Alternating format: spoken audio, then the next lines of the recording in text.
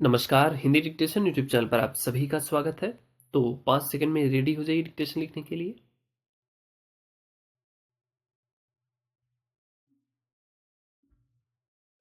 यह सही है कि देश में भूख की समस्या का सामना करने में सरकार ने अपनी ओर से कोई कसर नहीं छोड़ी है और जरूरतमंद लोगों तक अनाज पहुंचाने की कोशिश कर रही है।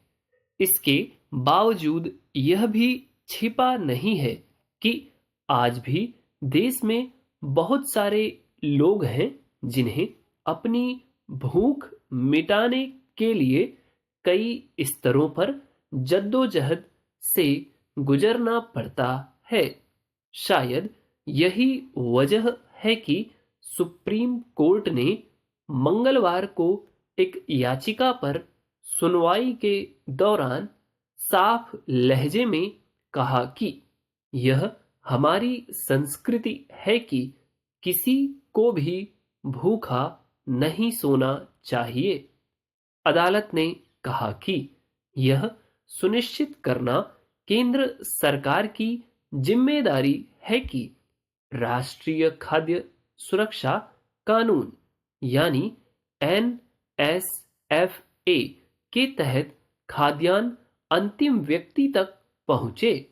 यूं भी देश में अप्रत्याशित परिस्थितियों के पैदा होने के वजह से अगर बड़ी तादाद में लोगों के सामने किसी तरह जीवन बचाने का सवाल आ खड़ा होता है, तब उससे उबारने के लिए हर संभव कदम उठाना सरकार की जिम्मेदारी होती है।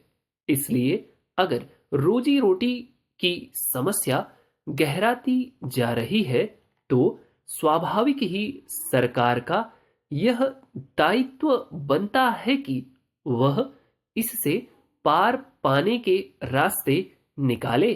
पैरा यह जग जाहिर है कि कोरोना महामारी के समूचे विश्व में फैल जाने के बाद जो हालात पैदा हुए, उससे देश भर में ज्यादातर लोगों के सामने रोजी रोटी की व्यापक समस्या खड़ी हुई। खास तौर पर जो प्रवासी श्रमिक अपने अपने घरों से सैकड़ों या हजारों किलोमीटर दूर कहीं मजदूरी या दिहाड़ी करके अपना गुजारा कर रहे थे, उनके लिए पूर्ण बंदी किसी त्रासदी से कम नहीं था। अचानक ही हर तरफ सभी तरह के कामकाज और गतिविधियों पर पाबंदी की वजह से सब कुछ ठहर गया था। ऐसे में रोज के काम पर निर्भरता की स्थिति में मजदूरी बंद हो जाने से बहुत सारे ऐसे लोगों के सामने पेट भरना और जीवन बचाना ही एक बड़ी चुनौती बन गई थी। लेकिन ऐसे मुश्किल समय में केंद्र सरकार ने सबको मुफ्त अनाज मुहैया कराने का महत्वाकांक्षी कार्यक्रम चलाया और उससे बड़ी तादाद में लोगों को राहत मिली। आज भी जरूरतमंद तबकों को खाद्यान्न देने को लेकर सरकार अपनी ओर से गंभीर दिखती है, यह सुप्रीम कोर्ट ने भी माना है।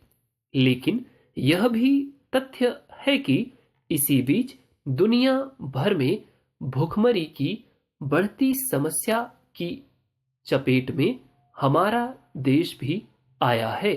पैरा दरअसल खाद्य सुरक्षा की तस्वीर में लगातार सुधार के दावों के बीच हकीकत यह है कि गरीब आबादी के लिए पोषण और संतुलित आहार तक पहुंच के मोर्चे भी अब कई समस्याएं कायम हैं। हालात यह है कि वैश्विक भुखमरी सूचकांक 2022 में भारत 107वें स्थान पर रहा, जो पिछली बार के मुकाबले 6 पायदान नीचे है। जाहिर है, खाद्य सुरक्षा सुनिश्चित करने के तमाम कवायदों और दूर दराज में भी लोगों को अनाज उपलब्ध कराने के दावों के बावजूद सच संतोषजनक नहीं है। दूसरी ओर यह अपने आप में भी बड़ी विडंबना है कि अनाज की पैदावार और जरूरत से ज्यादा उपलब्धता के दावों के बरक्स भूखे पेट सोने वालों की तादाद में और बढ़ोतरी हो गई है और इस समस्या को खत्म करने के मामले में कोई उल्लेखनीय सुधार नहीं हो रहा है। सवाल है कि अगर रखरखाव से लेकर वितरण या फिर किसी भी स्तर पर अनाज की बर्बादी हो रही है और दूसरी ओर लोग भूख से संघर्ष कर रहे हैं, तो इसके लिए कौन जिम्मेदार है? इससे यही पता चलता है कि आम लोगों की परेशानियों को दूर करने की सदिच्छा के बावजूद इस दिशा में सरकार के जमीनी स्तर पर काम करने की प्रणाली में सुधार की जरूरत है। सदीक्षा एक वर्ड था लास्ट से सेकंड लाइन में, उसको आप लोग करेक्ट कर लीजिए। सदीक्षा, एक बार हिंदी उसकी जरूर देख लीजिए सदीक्षा की। और उम्मीद है डिक्टेशन आपको अच्छी लगी हो। कोई सुझाव है तो कमेंट बॉक्स में जरूर मेंशन करें।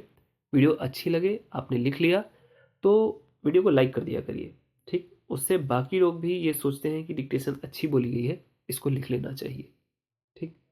तो आप लोग का ऐसा ही बस छोटा मोटा सहयोग चाहिए, ऐसे चलता रहेगा, डिक्टेशन चलती रहेंगी, आप तैयारी करते रहिए। That's all for today, thanks.